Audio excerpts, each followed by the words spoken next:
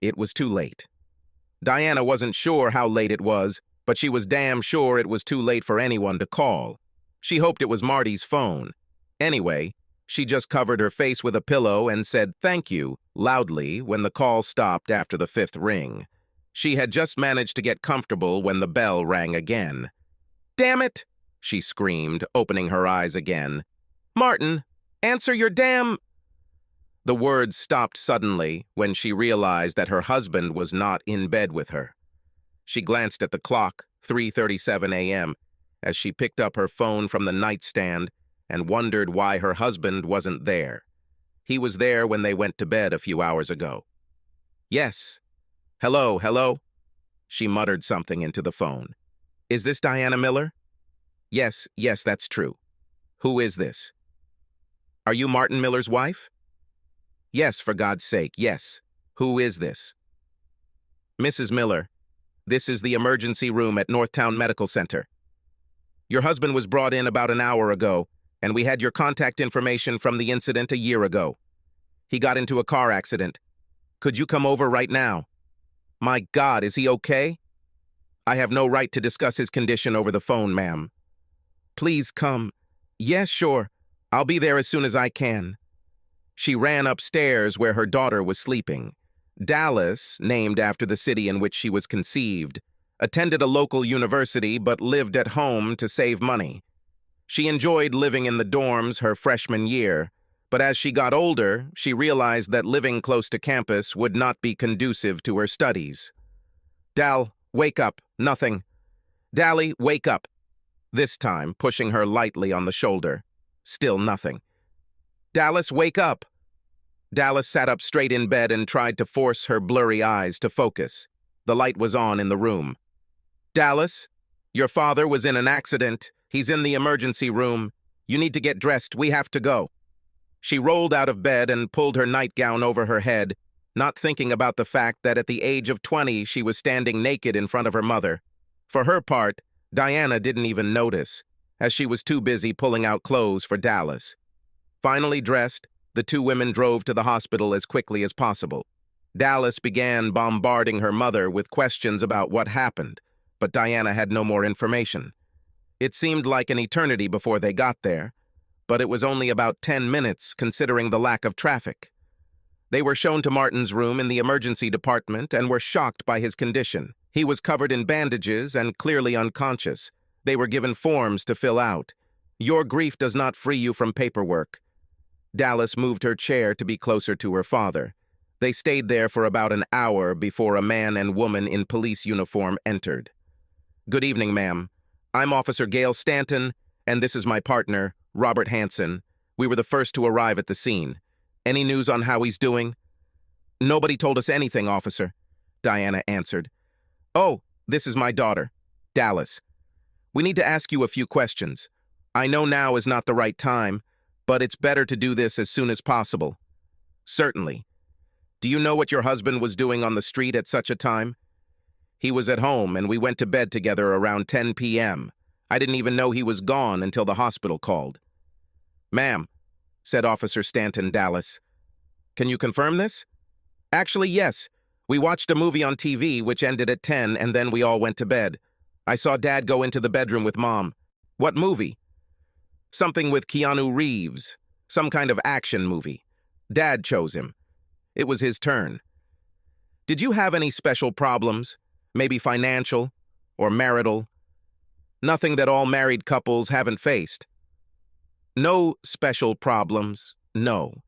I just don't understand why he came out without my knowledge. Were the people in the other car hurt?" "That's the point, Mrs. Miller. It was a single car accident. And according to two witnesses, your husband's car was driving fine and then, quite suddenly, accelerated straight into the large oak tree that sits at the corner of Highways 121 and 288. There were no skid marks, and no one remembers seeing brake lights. Diana and Dallas looked at the officers when it became clear what they were suggesting. "Are you implying that my husband did this on purpose? That he tried to commit suicide? We need to inspect the car for possible mechanical problems, and of course we will need to talk to your husband when he comes to." but that's certainly one of the possibilities that we're looking at, yes. Are you sure there weren't any problems worth talking about? Officers, I love my husband very much and we have a wonderful marriage. No, there are no problems that I could think of. I'm sure it was just because he lost control or dozed off. It was already very late. I'm sure there is reasonable. Diana burst into tears and could not finish the sentence. Officer Stanton placed one of her cards on the table, asking them to call if they remembered anything else, and then left the hospital. Dallas closed the door to Martin's room. You didn't tell them? No, Dallas, I didn't, her mother replied when the tears subsided. It's none of their business and has nothing to do with it. Your father didn't mind. Perhaps he will say something when they talk to him. Then we'll see. The next few days passed slowly. Martin remained unconscious and was hospitalized, while Diana and Dallas spent as much time there as they could. They were often there together and made sure that he was never left alone. Luckily, Diana knew Martin's boss and called him to tell him what had happened and that he would miss work. She carefully avoided saying anything that might make anyone think it could be a suicide attempt. The accident happened Saturday night, and Martin eventually began showing signs of waking up Wednesday morning. By noon, his eyes were open, although he could only look around. Diana was there and noticed his eyes and came to the bed to reassure him that everything would be fine. A few seconds later, a nurse hurriedly entered the room. Something on the monitors warned her that the patient had woken up. Diana returned to her seat to let the nurse do her job. Soon, more doctors entered the room to check on Martin. Diana took the opportunity to go outside to call Dallas and tell her that her father had woken up. Dallas didn't answer, so she left a voicemail. Soon, most of the medical paraphernalia was removed. Martin's left arm was broken, but he was right-handed, and this should not have hampered him too much. His throat was sore from the tube, so he was given a white board so he could communicate. The nurse read the message and asked him if he was sure. Martin nodded his head. The nurse quickly walked out into the hallway while the tests continued. Mrs. Miller, I must inform you that your husband has asked that you not be allowed back into his room. And my daughter, too. What? He is my husband. I have the right to be there with him. I'm very sorry, Mrs. Miller, but the patient's wishes come first. Let me just talk to him. We'll work things out. Diana tried to get past the nurse but couldn't get any closer, so she resorted to screaming. Martin, please talk to me. What's happening? Martin! Mrs. Miller, please stop screaming. You're disturbing our other patients. You can wait outside the room if you wish, but if we catch you trying to enter the room or making noise, we'll send you out of the building. Have I made myself clear? Yes, of course. Diana had no choice. Dallas finally made it to the hospital 45 minutes later. She found her mother sitting in a chair outside the room. Mom, why are you here? Your father forbade us to enter the room. Us? I mean, I understand why he banned you, but why me? What the hell does that mean? And why did it take you so long to get here? I had just woken up when Bradley came in to see how I was doing. We're kind of... God. You had sex with your boyfriend instead of being here for your father? I'm sorry, Mom, but he was unconscious when I left. Dallas answered in a tone that showed she wasn't sorry. It was really stressful and I needed to relax. It worked really well, for what it's worth. When you have the opportunity, you should call too. I'm not going to do that. And let's not talk about it right now. It's disrespectful. The irony of the situation made Dallas chuckle. There was a knock on the door, followed by a tall, very attractive brunette. She was dressed professionally, but not like a doctor, although her badge identified her as an employee. Good morning, Mr. Miller. I'm Dr. Lassiter, one of the hospital's mental health specialists. How are you feeling? As good as could be expected, I suppose. 9 days have passed since the accident. He regained the ability to speak. The white board was a thing of the past. He asked about when he might be released and was never able to get a straight answer. Still, the hospital asked me to talk to you. This is fine? I have a choice? Not if you want to return home soon. I really have to free you to let you go, the psychiatrist answered with a puzzled smile on her face. Then let's begin. Dr. Lassiter pulled one of the chairs up to the bed and sat down, crossing her long legs. It took her a few minutes to look through the papers. Okay, so you were brought in a little over a week ago after an accident, a collision with a large tree. I also see that you have banned your wife and daughter from visiting you, and I suspect that these things are somehow connected. I see, Martin replied. She cheated on me.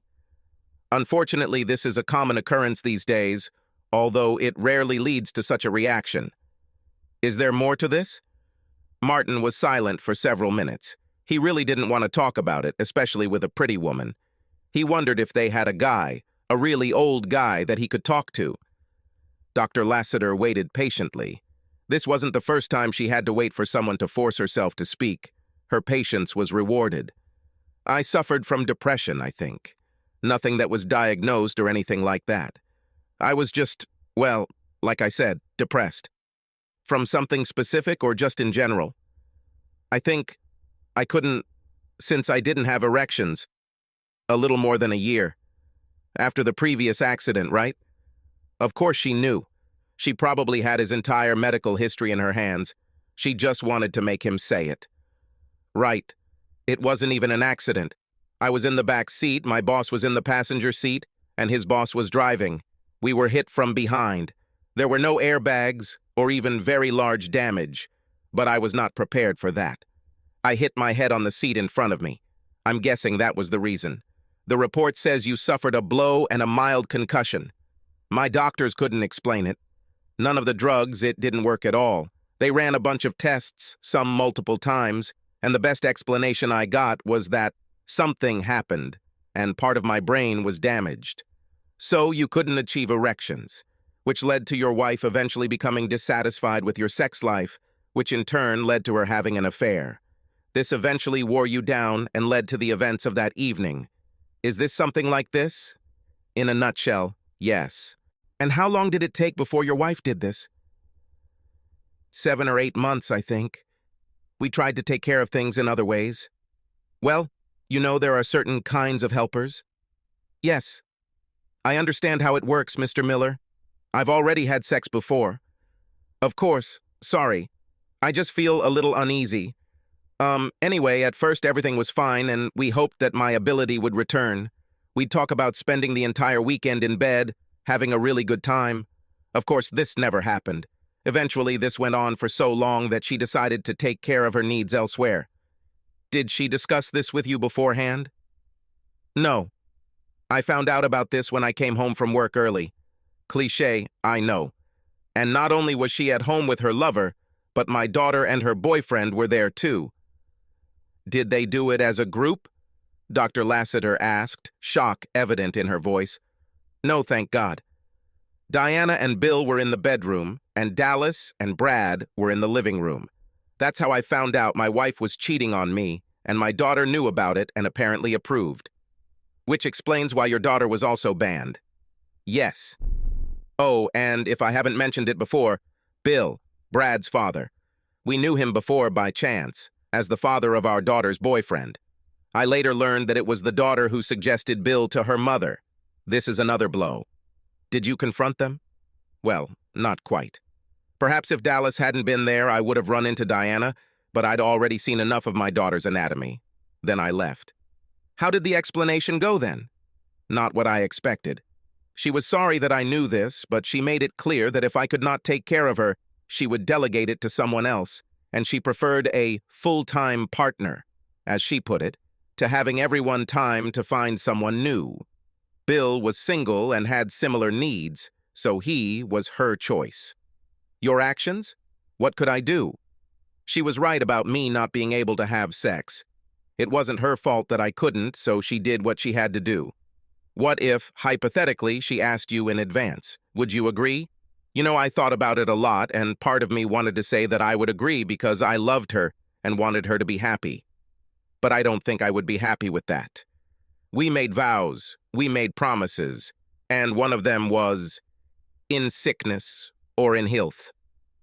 I wouldn't do that to her, so I couldn't handle her doing that to me. Obviously, she continued to see him. Obviously, and now that I knew about it, She was less reserved about it.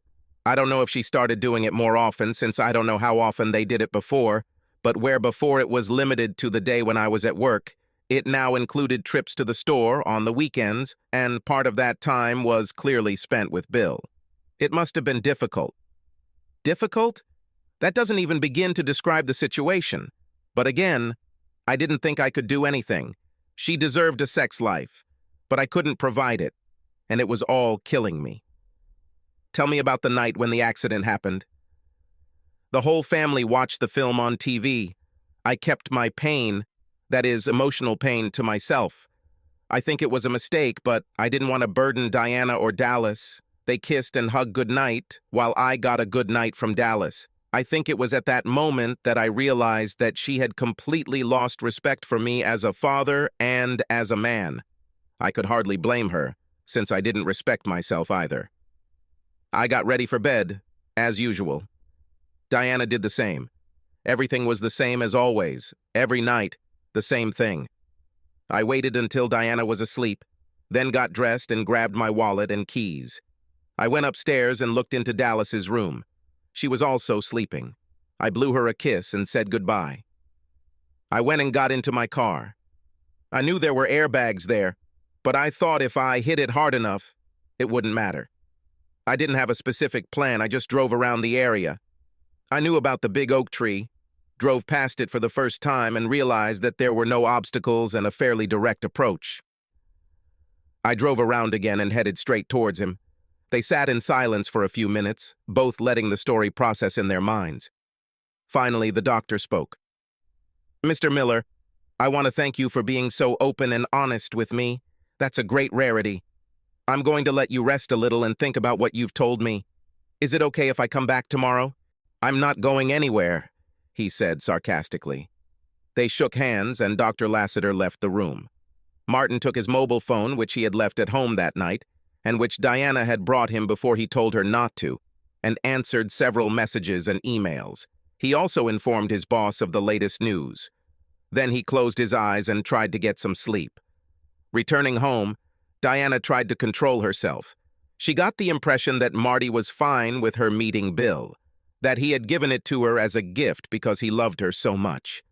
Even when she first heard about the incident, she no longer believed it was an accident. She was sure it had nothing to do with it, but now she wasn't so sure.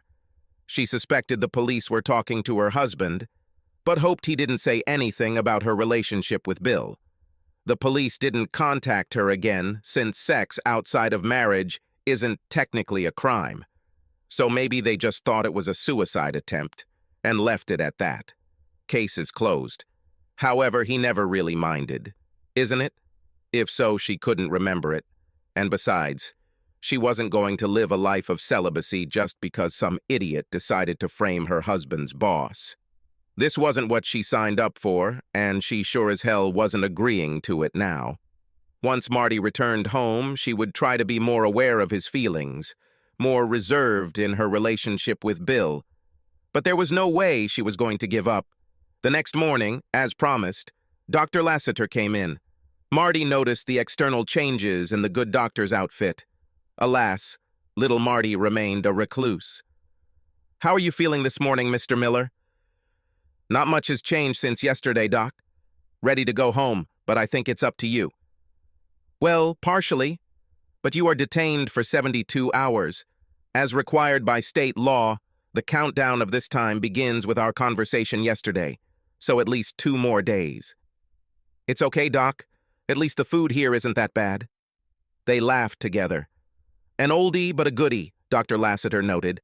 "I'm glad to see that you are joking." "Me too. It's been a long time, and by time, I mean months since I've felt like myself. I used to be a big joker, to the point where I sometimes got on Dallas's nerves. Have you had any other bad thoughts? Can we find any more dark alleys in your mind?" "You know, Doc, this is not the case. I spent a year feeling pretty depressed and have been depressed for the last few months. I don't feel it anymore."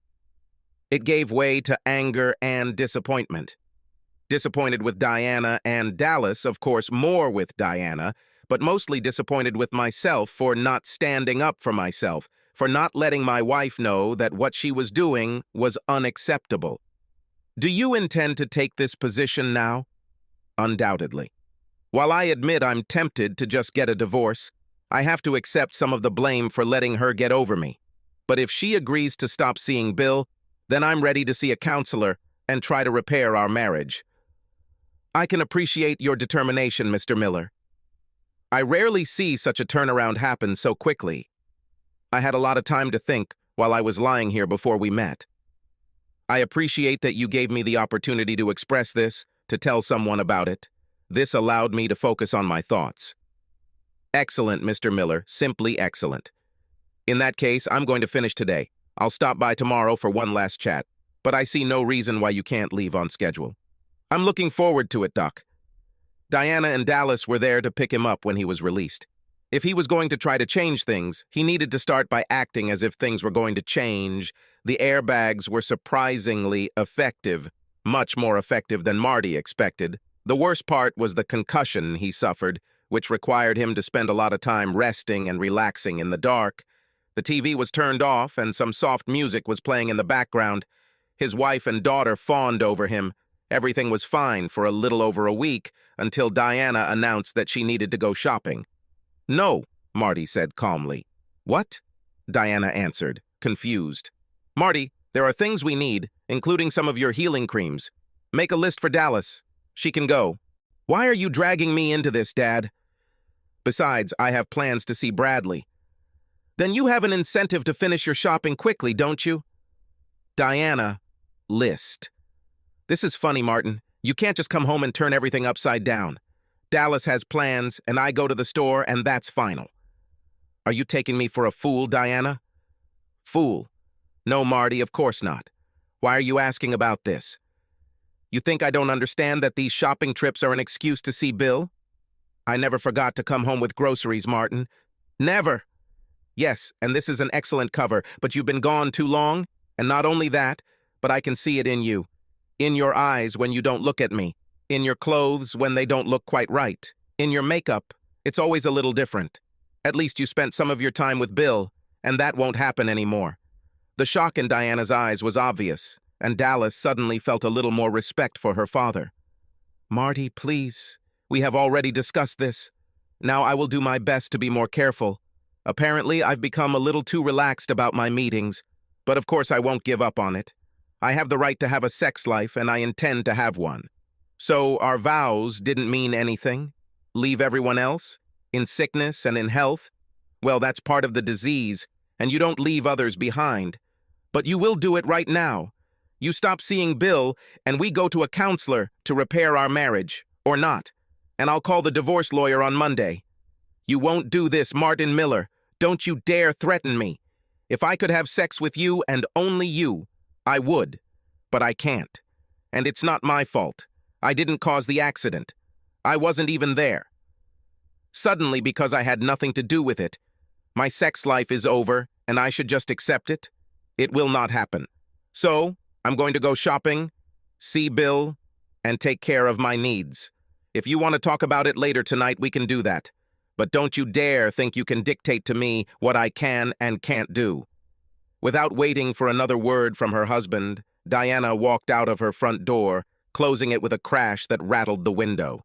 The silence was deafening. Father and daughter looked at each other, and then Marty went to his bedroom. For the first time in her life, Dallas Miller was worried about the future of her family, about her parents' marriage. Dad never really confronted Mom, but nothing that serious had ever happened between them. But, deciding that this was between them, and she could not do anything, she put herself in order and went to meet Bradley. Some part of Diana hoped Marty would never recover because she wasn't sure she'd ever be able to give up on Bill. Bill was aggressive. Bill was strong. He didn't think what he was doing suited her. He just did it. Marty was always so gentle, so attentive, so... Marty. It was already getting dark outside when Dallas returned home. She found her father resting in his bedroom. There was a faint glow, which she realized was coming from the bathroom, where the light was on and the door was slightly open. She realized that her father wanted some light, but none of the lamps in the room burned that low. "Dad." He stood with his back to her and did not turn, but answered.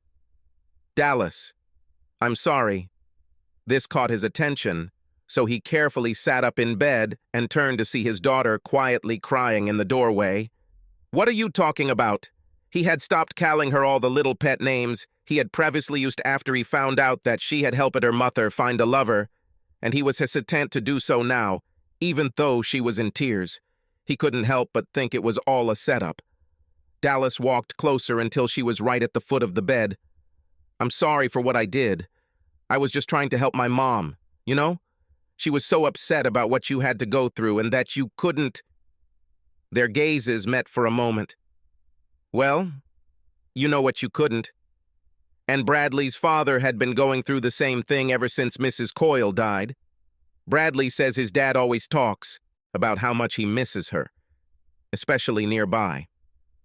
I thought they could, take care of each other. I'm sorry to say, but I never thought about how this would affect you. Is that what you did that night?" Marty was surprised by this sudden outpouring from his daughter. It might have been a ruse, but he had to take her confession at face value. If he was fooled, offended, deceived again, then so be it. "Mostly so, I think. I was very depressed just because I couldn't. Well, you know what I couldn't do." Father and daughter made eye contact again, this time exchanging a brief smile. "But it's over now, Dally. I'm not going to do this again. I hope not. I need you. Are you going to divorce your mom?" "I haven't made any final decisions yet, honey, but I don't see any other outcome unless she stops seeing Bill. But keep it to yourself. She has to change because she wants to, not because she has to." "Okay, Dad. I'm going to go upstairs." "Oh, I broke up with Bradley tonight." Marty tried to keep the smile off his face. He had never particularly liked the boy, but this surprised him because she seemed to have a crush on him, or was in love. "Why?" Marty asked, interested in this turn of events. "Because," Dallas began, then paused to think. "Because my dad once told me that he wasn't good enough for me, and I finally realized that he was right. I finally realized that my dad was right about a lot of things." A smile appeared on Marty's lips as he realized that his little girl had grown a lot today. Dallas walked up to her father, hugged him, and realized that it was the first hug they had shared in a very long time. They finally pulled away, smiled at each other, then Marty watched as Dallas silently left the room and went upstairs. Before Marty heard his daughter's bedroom door close, he heard Diana chirp as she locked her car. The good feelings that had just filled him with joy disappeared in an instant. He lay down again and closed his eyes. A few moments later, Diana entered the bedroom. She took a shower at Bill's, and Marty suggested that it was better for her to come back freshly washed rather than smelling like sex. "Could you help with the groceries, please?" "Are there really any products there?" Marty quipped, sitting down. "Yes, Marty. I told you I was going grocery shopping, and I went." Marty pulled the bags out of the car and dumped them on the counter. He noticed that there were no refrigerated or frozen foods. He also found a receipt, and the timestamp showed that she had left the grocery store almost 2 hours ago. "First I went shopping, and then I went to see Bill, as it turned out." Even though Marty knew this would happen, the evidence in front of him hurt. After putting his things away, Marty headed to the bedroom without saying another word. He wondered if he should even bring this up again. It really didn't make any sense. Diana made it clear what she intended to do, so the next step was his response. Something had to change. "Did you want to talk a little more?" asked his wife in a tone that said it wouldn't do any good. "No, Diana. You have made your position clear." Diana's expression and tone softened. She loved her husband and did not want to lose him. He was her best friend and the person she most enjoyed spending time with. She really didn't think that organizing her own sexual gratification, given the circumstances, should be a problem. And she hoped that Marty would eventually feel the same way. Diana nodded approvingly and headed to her closet to get dressed. She had thought about returning to some of the intimacy with her husband that she had been missing, but tonight was not that evening. By the time she changed for bed, Marty was already asleep. or at least he was good at pretending. The divorce did not go smoothly. Diana was furious when the papers were submitted. Marty was kind enough to send them home and made it a point to be with Dallas after moving into the guest room that was upstairs next to Dallas's room. Diana fought stubbornly against divorce. She hired a very aggressive lawyer and he did everything possible. They even tried to declare him mentally incompetent, citing a suicide attempt. Marty, anticipating that she might try something similar and because he thought it would be a good idea, entered counseling the same week the paperwork was filed. The psychologist he saw was reputable, and when he testified that Marty was definitely no longer at risk for suicide, the judge agreed. The fight could have gone on much longer, but just when Diana seemed about to step on his heels, Dallas intervened. She made it clear to her mother that they were wrong, that Diana's needs did not outweigh the vows and promises she had made. Life isn't always fair, and she had to be there for her husband and suffer by his side. Dallas also made it clear that any further resistance would damage their future mother-daughter relationship, possibly forever. Faced with the loss of both her husband and daughter, Diana felt she had no choice and abandoned her opposition to the divorce. The house was sold. Marty agreed to alimony for several years, knowing the judge would order it anyway. Diana rented an apartment with 2 bedrooms not far from her work, and I could work full-time 8 months after the divorce was final. But the divorce left her bitter, especially when Bill let her know they were over. It seemed like there were a couple more women he slept with, and Diana lost her attraction once she was no longer married. Dallas continued to attend college, alternately staying with both parents, although over time Diana began to play the victim and continued to blame Marty for the divorce. Once again, when Dallas heard her mother say, "If only he were more understanding," she yelled at her mother. "Did you think about Dad?" Marty walked into the dimly lit club around 10:00 p.m. It was Friday night, and he just wanted to get out of the house. He was just looking for a short-term pleasant pastime. He wanted to have a few drinks and maybe dance. He sat down at the bar and ordered a rum and coke. As he sipped his drink, he looked around the crowd and noticed a woman at the far end of the bar who looked familiar, but he couldn't quite place his finger on it.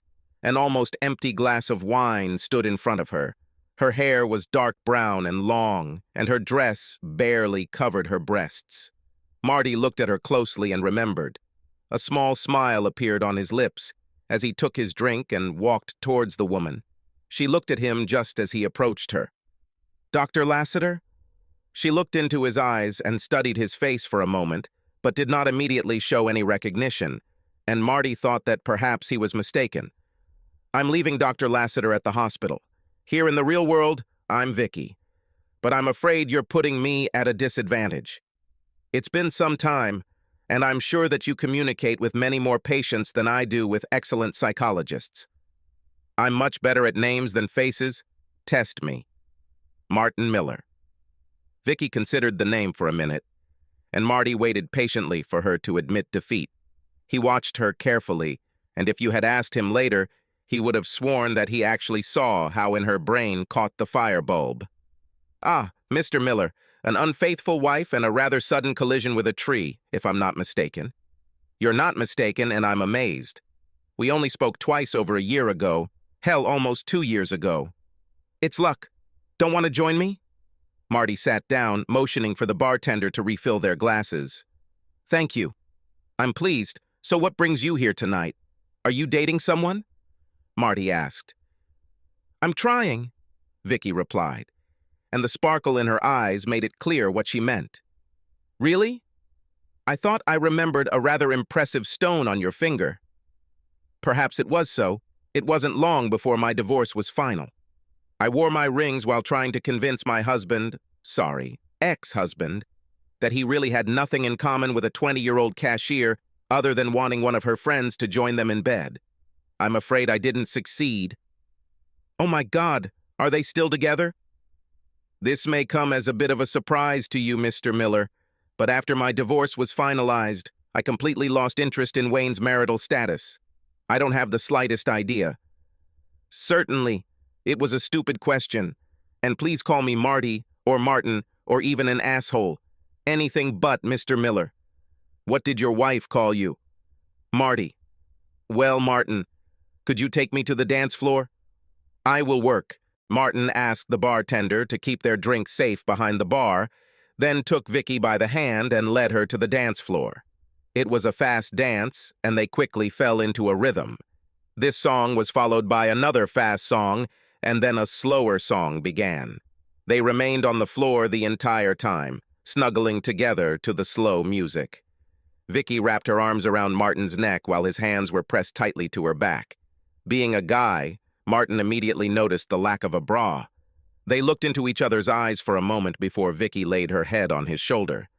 They still didn't let go of their embrace when the second song started.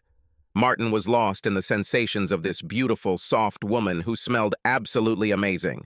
When the song ended, Vicki took advantage of the slight drop in the music volume to say a few words. "Martin, I'm already tired of dancing, but I'm also very lonely, if you know what I mean," she whispered in his ear. "How about you take me home and do something about it?" Martin took her hand and walked back to the bar, paid the bill, and let the bartender know they didn't need any more drinks. He didn't seem surprised. She arrived at the club in an Uber, so they got into his car and Martin drove back to the apartment he bought. "Vicki, maybe I'm asking this a little late, but how much did you drink?" "It was my first glass of wine at the bar when you walked up." "What's the question?" "Because I don't take advantage of drunk women." "Don't worry about it, Martin." They drove into his underground garage and took the elevator to his floor. Vicki hung on him all this time, and they managed to kiss passionately several times. As soon as the door closed, Vicki grabbed the hem of her dress and pulled it over her head. "Oh my God, Vicki, you are stunning." "Thank you, Martin. But what? Are you just going to watch?" "Oh, definitely not just to watch." "Then show me your bedroom." Martin took her hand and led her down the corridor. Luckily, Dallas was visiting her mother that weekend. "I hope you have condoms." Martin did have a small supply in his bedside drawer, and he pulled them out, placing them on the nightstand. They finally came to their senses after more than an hour of continuous and great sex. Martin was lying on his back. Vicki was lying on her left side and snuggled to him. They weren't quite asleep, but they were relaxed in that strange limbo between sleep and wakefulness. Martin felt rather than saw Vicki raise her head. "Martin? I just remembered that there was a certain erectile dysfunction in this story. So, I was wondering if you would remember this." "Wonderful. Obviously, this is no longer a problem. What's happened?" "A couple of months after the Oak incident, I started to feel, well, a tingling sensation, how shall I put it? This is what I imagine it will feel like when a paralyzed limb begins to recover. This went on for several weeks." "Were you still married? What did you say to her?" "Officially still married, yes. But we have been living apart for several weeks. And no, I didn't say anything. It was none of her business. Over the next few months, I started getting morning erections more and more often, and even sometimes during the day. After 8 or 9 months, everything was pretty much back to normal." "What did the doctors say?" "They didn't have an answer, at least not a serious one. They ran all sorts of tests and scans and compared them to the same ones I had when it wasn't working, and they couldn't point to anything. They ultimately attributed it to a quirk of the brain. They think hitting the tree solved the problem. They just don't know. Perhaps it was a tree, or perhaps it was a brain that had just completely healed. There's no way to know." "Well, then I'm lucky. I guess it's okay if I stay the night." "Well, are we going to have sex again in the morning and then have breakfast together?" They settled down to sleep, but Martin had one more question. "Vicki? Do you think you're ready for a serious relationship?" There was a long pause, and Martin was afraid that he had made a mistake and scared her. He half expected her to get out of bed and ask for a ride home. There was no doubt about her attraction to him. And it's not just her physical beauty. She was smart, and he enjoyed her company. This, of course, was not love yet, but after the divorce, she was the first woman he seriously thought about. "Can we talk about this in the morning?" "Certainly. Good night, Vicki." "Good night, Martin." Vicki woke up before Martin. He looked peaceful, so she just let him sleep. She used his shower and then went to the kitchen to see what she could make for breakfast. Martin's question before going to bed took her by surprise. It wasn't that she wasn't attracted to him. but really she was just focused on having a good time. She had been telling herself for months that she didn't need a man in her life, and on some level, that was true. She had a good job and some great friends, so she didn't need a man. But if she was completely honest with herself, she really wanted it. But what will a decent guy say after she tells him the truth? Martin was awakened by the smell of something cooking. He stumbled into the kitchen to find that Vicki had used his shirt from last night and found the apron he kept in his closet.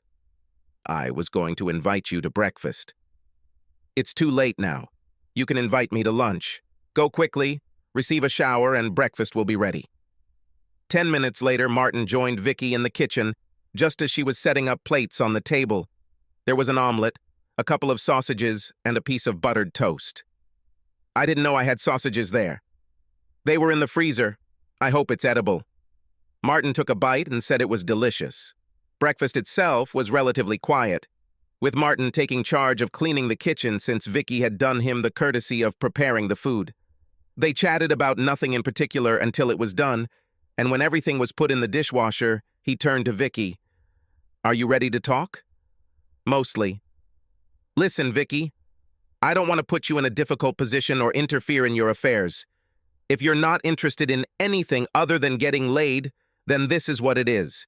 You don't owe me anything." "I know. I just need to tell you something, and can we do it in the bedroom?" "I will be more comfortable there." They held hands and walked into the bedroom and sat on the bed facing each other. Vicki squeezed both Martin's hands tightly. "Martin, I know that we really only met last night, at least in the real world. I think you're a great guy and I definitely like you, but there's something I need to tell you. I said that my husband left me for a 20-year-old girl, and it's true. But that's not the whole story. The main reason he left me is because I can't have children. He wanted children and went in search of someone who could give them to him. He didn't want to adopt a child. He viewed not having children of his own as a kind of failure, and I was the reason for it. And no, I really have no idea how he feels after the divorce. I'm over 40.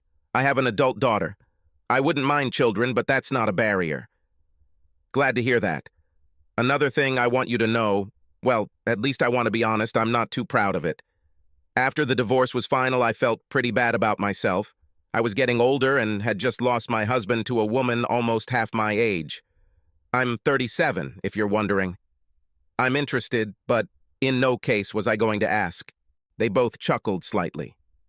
"I also felt, well, unfinished, I guess is the best word. To tell the truth, I didn't feel like a woman at all. How can you be a woman and not be able to have children? I know what you're thinking, but that's exactly how I felt at the time.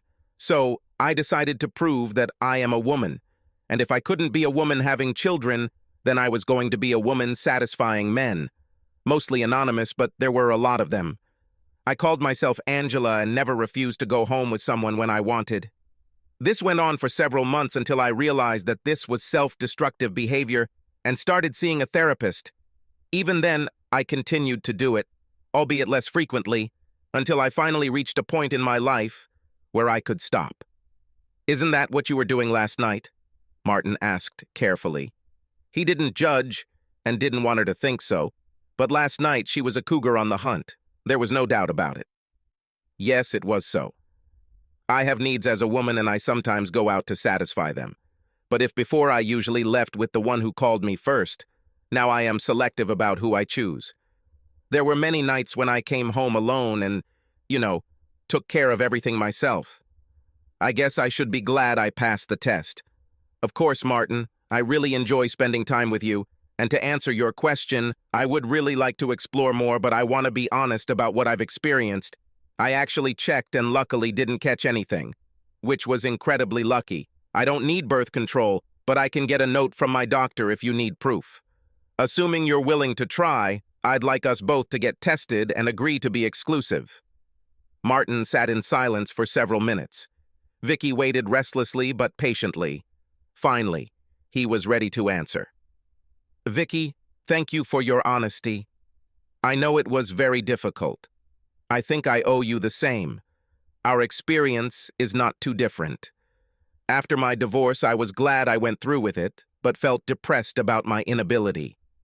I had no idea how I would ever have a woman, and I faced the prospect of living completely alone. My therapist pointed out that as we get older, many women lose interest in sexual intercourse and prefer non-sexual affection. I thought I would have to find a woman much older than me or wait a few years. When I started getting an erection again, and even when it seemed like everything was back to normal, I wasn't in the best condition. And just as you felt that you needed to prove that you were a woman, I felt that I needed to prove that I was a man. I went out a lot to find women to bed, proving, at least in my mind, what a stud I was. I was no more picky than you. Some women were kind of like, well, let's just say I've ridden a few city bikes and turned a lot of city door handles. This went on for a while, and I wasn't as lucky as you. I was woken up by an attack of gonorrhea, plus having to admit to my doctor that I had no idea what my sexual partners' names were. We cleared everything up, and during therapy, I began to focus on my behavior. It's been a long time since I've been with a woman without protection, but I'm happy to be tested, and I have no problem being exclusive. So, are we going to try it? You and me? Vicki asked, blinking her eyes and knowing the answer. I bet it is. Martin answered this rhetorical question. Martin's supply of condoms was exhausted by lunchtime. The almost inevitable confrontation with Diana occurred after Martin and Vicki had been dating for about 3 months. Their relationship was very strong, and Vicki and Dallas got along well. Martin and Vicki had their own houses, but they spent every night together, and it seemed they were getting married. They went to a club aimed at a more mature crowd. There was a DJ playing music, and the interiors were designed to separate the dance floor from the tables, allowing for real conversation. Martin and Vicki enjoyed their drinks and chatted about this and that. The evening was going well, so Vicki was taken aback when Martin's smile suddenly disappeared and his eyes looked past her. She followed his gaze. Martin and Diana saw each other almost at the same time. While Martin's face became neutral, Diana's face showed a grin as she walked towards the table. Diana remained bitter after the divorce. Even after all this time, she still believed that she hadn't actually done anything wrong, except perhaps for lack of discretion. But satisfying her sexual needs with another man when her husband was not up to the task was definitely not on the list of things that were done wrong. So when she approached the table, her intention was not to be nice. "Marty, how nice to see you," Diana said in a voice that made it clear that she was being sarcastic. "Diana! Vicki, this is my ex-wife, Diana. Diana, this is Vicki," Martin said, introducing her, although he would have preferred not to. "Nice to meet you, Diana. I've heard a lot about you." "Well, I've heard absolutely nothing about you," Diana answered bitterly. "We are divorced, Diana. It's been over a year now. My life is no longer your business. Now, if you don't mind..." Martin left the line hanging, but the implication was that he was clearly inviting his ex-wife to leave them alone. "Oh, of course, Martin. I wouldn't want to disturb your date. But, Vicki, there is something I need to tell you." "And what could it be?" Vicki asked, glancing at Martin before looking back at Diana. "You probably won't want to mess with him. We got divorced because he couldn't do it anymore."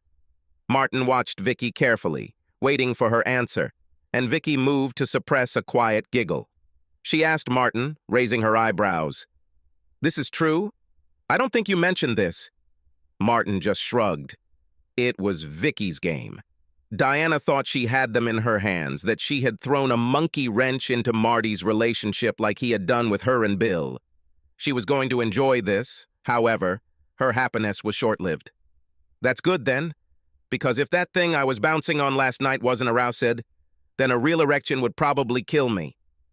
Diana's smile immediately disappeared. Vicki and Martin exchanged glances that slightly mocked Diana's sad attempt to come between them, and Diana simply looked confused. "Wait, what is she talking about, Marty? You don't mean to say that the damn thing works, do you?" It seems that during rare meetings, Dallas did not inform her mother about Martin's personal life. Like a champion, Diana, just as good as always. "But how is this possible? Have doctors found a cure?" Martin and Vicki were silent, allowing Diana to get even more excited. "Come on, Marty. This problem ended my marriage. I think I at least deserve to know what was wrong." The smile disappeared from Martin's face. "First of all, Diana, it was your behavior that ended our marriage, not my condition. You made the choice to do what you did, not me. Secondly, you don't deserve shit. We are divorced, and my affairs are just my affairs. Come on, Marty. You can blame my choices all you want, and I can't say you're wrong, but I wouldn't do this if everything was normal." "Okay, Diana. It just happened. The doctors think that whatever the problem was after I had that first accident, it just needed time to recover. If you had been patient and stayed with me through my illness like our vows said, we would still be married." Diana's mouth dropped open as she tried to think of what to say. This information shocked her. "I cannot believe this. God must really hate me." "He just wants to believe the vows," Martin muttered. "What was it?" Diana asked, her eyes sparkling. "Nothing. Nothing at all. So, now you know. Could you please leave us for the rest of our evening?" Diana stood thoughtfully for about 30 seconds, then looked Martin in the eyes. "You're right, Marty. I'm sorry I was wrong to do what I did. I was short-sighted and selfish. I should have been stronger. I ruined a good marriage. I'm really sorry." Diana turned and left, not only from their table but also from the club itself. Martin and Vicki watched her go until she was out of sight, actually feeling sorry for her. Martin then turned back to Vicki. "Let's dance, my love." 6 months later, Martin and Vicki got married. Subscribe to our channel so that your second chaff doesn't cheat on you, and go ahead and listen to the next story, because this story is nothing compared to the next one. If you're under 18, don't even think about listening to the next one.